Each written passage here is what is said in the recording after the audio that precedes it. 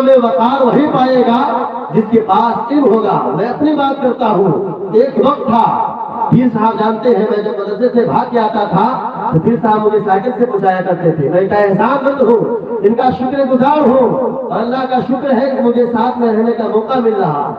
سنیے، میں عرض کر رہا تھا، ایک وقت تھا کہ دروازے پہ جاتے تھے تو لوگ کہتے کہ یہ لڑکا گالی بکنے والا، دروازے سے بھگا دو، مگر آج وہی انسان ہے جو دعوت دیتا ہے اور یہ چاہتا ہے کہ کم سے کم مفتی صاحب دروازے پہ آ کے فاتحہ پڑھتے ہیں۔ یہ برکت کہاں سے آتی ہے؟ یہ علم دین حاصل کرنے سے آتی ہے۔ جو انسان علم دار ہوتا ہے وہی عزت دار ہوتا ہے، وہی پروقار ہوتا ہے۔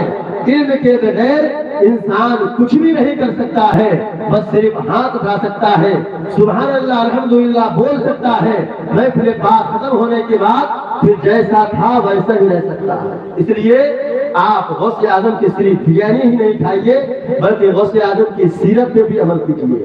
سرکار سلطانی کے نام سے صرف چادر ہی نہیں چڑھائیے، صوفی عبدالرحمن ولی کے نام سے جو ہے صرف چادر ہی نہیں چڑھائیے بلکہ ان کی سیرت کو دیکھیے کہ انہوں نے جو ہے کس طرح محنت و مشقت کے ذریعے سے جو ہے سوکھی روٹی کھا کر کے انہوں نے دین کا کام کیا ہے۔ ایسے نہیں ان کا نعرہ لگ رہا ہے بلکہ انہوں نے دین کا کام کیا ہے، اس لیے ان کا نعرہ لگ رہا ہے۔ جو اللہ رسول کے رضا کے لیے دین کا کام کرے گا اس کے لیے نعرہ لگتا رہے گا۔ عزیزان ملت اسلامیہ، یہ ضروری باتیں تھی، اس لیے میں نے آپ کو بتا دیا۔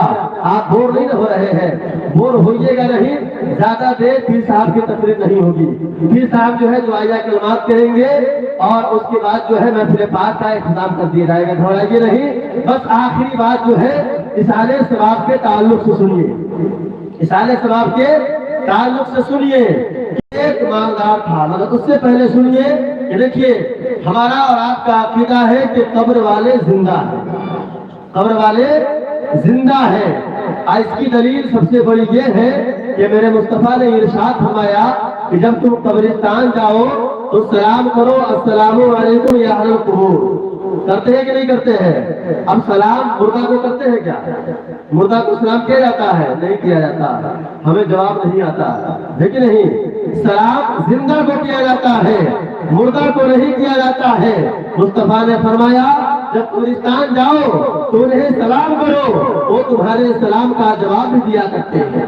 اور ایک حدیث پاک میں تو اتنا آیا کہ من زار قبر ابویہ، جو لوگ جو ہے صرف ماں باپ کے انتقال کے بعد، یہ کوئی شرط نہیں ہے مفتی ہوگا، عالم ہوگا، پیر صاحب ہوں گے یا عالم صاحب ہوں گے، صرف مرنے کے بعد اپنے ماں باپ کی قبر کے زیارت کر لے، کچھ پڑھے نہ پڑھے، صرف زیارت کر لے تو اللہ تعالیٰ اسے نیک لوگوں میں شمار عطا فرماتا ہے۔ ذرا سوچئے کہ جب ماں باپ کی قبر کی صرف زیارت کرنے کا عالم یہ ہے تو جو اولاد اپنے ماں باپ کے قبر پہ بیٹھ کر جو ہے سورہ یاسین کی تلاوت کر دے گا، ایک پارہ قرآن پڑھے گا اور اپنے ہاتھوں کو دراز کر کے دعا مانگے گا، اللہ تعالیٰ اسے کتنا ثواب عطا فرمائے گا۔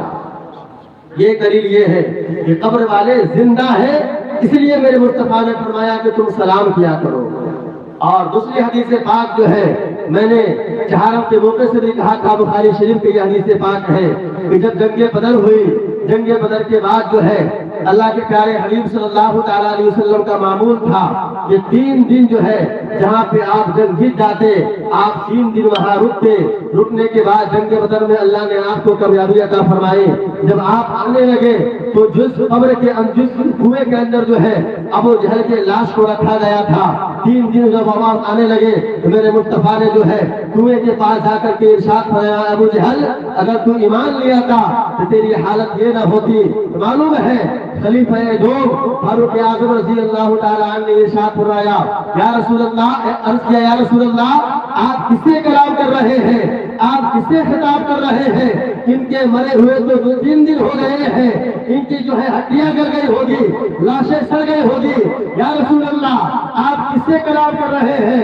مدینے والے آقا نے ارشاد فرمایا، اے عمر جتنا یہ سنتے ہیں اتنا تم نہیں سنتے ہو۔ شیخ عبدالحق محدث دہلوی علیہ رحمت و رضوان فرماتے ہیں کہ ایک کافر، ایک مشرک جو ہے جب مرنے کے بعد سن سکتا ہے تو ایک مسلمان، ایک مرد مومن جو ہے مرنے کے بعد کیوں نہیں سن سکتا؟ اس لیے ہمارا عقیدہ ہے کہ کون کہتا ہے کہ مومن مر گیا